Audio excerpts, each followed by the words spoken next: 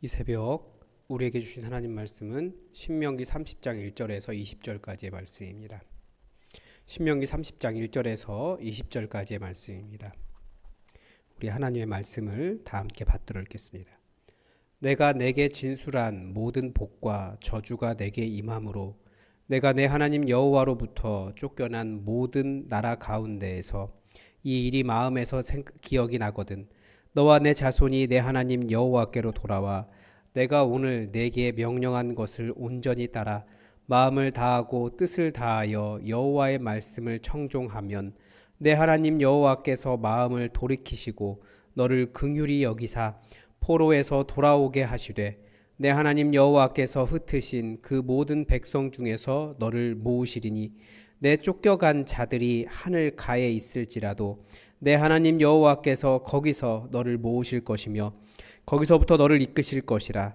내 하나님 여호와께서 너를 내 조상들이 차지한 땅으로 돌아오게 하사 내게 다시 그것을 차지하게 하실 것이며 여호와께서 또 내게 선을 행하사 너를 내 조상들보다 더 번성하게 하실 것이며 내 하나님 여호와께서 내 마음과 내 자손의 마음에 할례를 베푸사 너로 마음을 다하며 뜻을 다하여 내 하나님 여호와를 사랑하게 하사 너로 생명을 얻게 하실 것이며 내 하나님 여호와께서 내 적군과 너를 미워하고 핍박하던 자에게 이 모든 저주를 내리게 하시리니 너는 돌아와 다시 여호와의 말씀을 청종하고 내가 오늘 내게 명령하는 그 모든 명령을 행할 것이라. 내가 내 하나님 여호와의 말씀을 청종하여 이 율법책에 기록된 그의 명령과 규례를 지키고 내 마음을 다하며 뜻을 다하여 여호와 내 하나님께 돌아오면 내 하나님 여호와께서 내 손으로 하는 모든 일과 내 몸의 소생과 내 가축의 새끼와 내 토지 소산을 많게 하시고 내게 복을 주시되 곧 여호와께서 내 조상들을 기뻐하신 것과 같이 너를 다시 기뻐하사 내게 복을 주시리라. 내가 오늘 내게 명령한 이 명령은 내게 어려운 것도 아니요 먼 것도 아니라 하늘에 있는 것이 아니니 내가 이르기를 누가 우리를 위하여 하늘에 올라가 그의 명령을 우리에게로 가지고 와서 우리에게 들려 행하게 하랴 할 것이 아니요 이것이 바다 밖에 있는 것이 아니니 내가 이르기를 누가 우리를 위하여 바다를 건너가서 그의 명령을 우리에게로 가지고 와서 우리에게 들려 행하게 하랴 할 것도 아니라 오직 그 말씀이 내게 매우 가까워서 내 입에 있으며 내 마음에 있은즉 내가 이 일을 행할 수 있느니라. 보라, 내가 오늘 생명과 복과 사망과 화를 내 앞에 두었나니 곧 내가 오늘 내게 명령하여 내 하나님 여호와를 사랑하고 그 모든 길로 행하며 그의 명령과 규례와 법도를 지키라 하는 것이라. 그리하면 내가 생존하며 번성할 것이요 또 내 하나님 여호와께서 내가 가서 차지할 땅에서 내게 복을 주실 것임이니라. 그러나 내가 만일 마음을 돌이켜 듣지 아니하고 유혹을 받아 다른 신들에게 절하고 그를 섬기면 내가 오늘 너희에게 선언하노니 너희가 반드시 망할 것이라. 너희가 요단을 건너가서 차지할 땅에서 너희의 날이 길지 못할 것이니라. 내가 오늘 하늘과 땅을 불러 너희에게 증거를 삼노라. 내가 생명과 사망과 복과 저주를 내 앞에 두었은즉 너와 내 자손이 살기 위하여 생명을 택하고 내 하나님 여호와를 사랑하고 그의 말씀을 청종하며 또 그를 의지하라. 그는 내 생명이시요 내 장수이시니 여호와께서 내 조상 아브라함과 이삭과 야곱에게 주리라고 맹세하신 땅에 내가 거주하리라. 아멘. 인간은 매우 감정적인 존재입니다. 그래서 상대방의 감정을 느낄 줄 알죠. 유행은 아니고 가끔 어떤 사람이 한 말에 대해서 영혼이 없네 이런 이야기하는 말을 듣습니다. 그러니까 상대방의 말 속에 담긴 그 사람의 진심을 느낄 수 있기 때문에 그렇게 말하는 겁니다. 그래서 말은 내용보다는 톤이다라고 말하는 이유도 그런 이유입니다. 톤이 높으면 화를 내는 줄 압니다. 그리고 실제 화가 나도 톤이 높아지죠. 같은 말도 톤이 달라지면 칭찬이 되기도 하고 비아냥이 되기도 합니다. 잘 아시죠? 잘한다. 이게 잘한다는 말입니까? 내용으로는 잘하는 거지만 톤이 어떠냐에 달라져요. 이 사람은 감정의 동물이기 때문에 그렇습니다. 다 느끼는 거죠. 자기도 표현하게 되는 거예요. 현대 사회가 이 문제의 한가운데를 지나가고 있습니다. 그러니까 우리 사회는 이성에 따라 판단하는 것이 좋다는 생각을 합니다.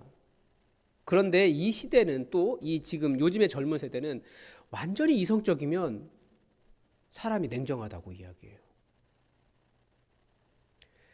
이 시대 사람들은 말로는 이성을 이야기하지만 실제로는 자신의 감정에 따라 판단하고 행동합니다. 그래서 그걸 감동이라고 이야기합니다. 그냥 내가 기분 나쁘면 그 사람 틀린 거예요. 함께 안 해요. 틀린 말만 계속해도, 맞는 말만 계속해도 그 사람 안 좋아해요. 왜냐하면 틀렸다라고 하는 논리는 그때부터 내가 그냥 그 사람 마음에 안 들면 틀렸다고 하는 논리는 그때부터 찾으면 돼요. 반대로 내가 그 사람 좋으면 얼마든지 그 사람 편을 들을 수 있는 논리도 또 찾아낼 수 있습니다. 실제로 우리의 판단은 상당 부분은 감정에 기초하고 있습니다. 그런데 이것은 하나님도 조금 비슷하십니다. 제가 정확히는 잘 모르겠지만 제가 느끼기에 최소한 오늘 말씀에서는 그래요. 하나님의 보좌는 공평과 정의이기 때문에 하나님의 판단은 항상 정확합니다. 그래서 우리도 하나님의 그 공평과 정의를 닮으려고 노력합니다. 그러나 동시에 하나님은 그 공평과 정의가 딱딱한 고집이 아니라 그 안에 정말 사람을 귀하게 여기는, 하나님을 귀하게 여기는 그 하나님에 대한 마음, 그 사랑이 있기를 바라고 계시는 겁니다. 우리가 말씀에 순종하는 것도 그냥 기계적으로 잘 따라하기만 하면 순종인 겁니까? 그거 순종 아닙니다. 우리가 내 입으로 예수님을 주라 시인하였다라고 말하는데 내 마음의 주인이 바뀌지 않았어요. 그러면 그 사람 구원받는 겁니까? 아니에요. 그 회개라고 말할 수 없는 거죠. 그 안에 하나님을 향한 진실한 마음이 담겨 있지 않으면 그것도 불순종이 될 수 있습니다. 얼마든지. 예수님께서 유대인들을 비판하신 이유가 무엇입니까? 그들이 안식일을 안 지킨 게 아닙니다. 율법을 안 지킨 게 아닙니다. 그러나 그들은 예수님께 혼났어요. 왜냐하면 기계적으로 법은 지켰지만 그 안에 마음, 물론 그들에게도 진심이 있었죠. 그러나 진실과는 거리가 멀었어요. 마음이 담기지 않은 겁니다. 오늘 모세가 바로 하고 싶은 말이 이것입니다. 지금 복과 저주를 선포했습니다. 하나님의 계명과 말씀에 순종할 때 복이 임하니까 잘 따라라 라고 말한 겁니다. 그런데 모세는 여기에 감정을 더합니다. 우리가 단순히 계명을 따르는 것은 순종이라고 말할 수 없습니다. 그것은 굴종입니다. 하나님은 하나님의 백성과 그런 관계를 맺고 싶어 하신 것이 아닙니다. 그러면 어떤 관계겠습니까? 먼저 좀 앞에 설명이 있죠. 하나님의 계명을 따르지 않아서 그 땅이 그들을 토하여 냈기 때문에 그들이 다른 나라의 포로로 끌려갔을 때에도 모든 것이 끝난 것은 아닙니다. 다시 하나님께로 돌아오면 하나님은 받아주시겠다라는 거예요. 그래서 모세는 1절에서 이렇게 말합니다. 내가 내게 진술한 모든 복과 저주가 내게 임함으로 내가 내 하나님 여호와께로부터 쫓겨난 모든 나라 가운데서 이 일이 마음에서 기억나거든. 쫓겨난 땅에서 실제로 바벨론 땅에 끌려가서 그렇게 하는 거잖아요. 우리가 하나님과 이런 관계였지. 내가 하나님의 말씀을 안 따라서 그래서 우리가 이렇게 됐구나. 이스라엘은 철저한 반성을 하게 됩니다. 자기들이 계명은 지켰는데 정말 하나님을 진실로 사랑하지 못했다라고 하는 것을 제대로 그 땅 가서 깨닫습니다. 그리고 내가 다시 언약의 하나님을 기억하고 다시 그분께 돌아가야겠구나. 자기들의 모든 우상을 버리고 더 순수한, 어떻게 하면 진짜 말씀을 따르는 제대로 하나님 사랑하는 사람들이 될까? 이 일을 열심히 고민하기 시작했습니다.